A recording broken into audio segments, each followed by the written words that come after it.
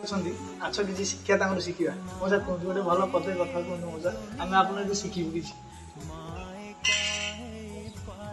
ମୋ ପାଖରେ ବର୍ତ୍ତମାନ 2 ଜଣ ଯୁବକ ଅଛନ୍ତି।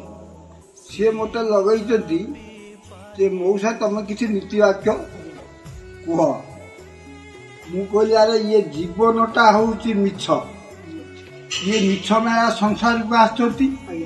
ଆମେ ସମସ୍ତେ ଏଠି କେହି ରହିବାନି, ସମସ୍ତେ ଚାଲିଯିବା।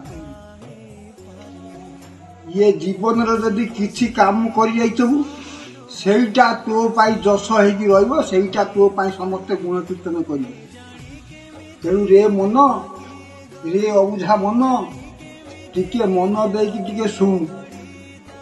ତୁ ଯୋଉ ବାପ ମା ତତେ ଜନ୍ମ ଦେଇଛନ୍ତି ସେଇ ବାପ ମାଙ୍କୁ ସଦା ସର୍ବଦା ତୁ ପୂଜା କରୁଥା।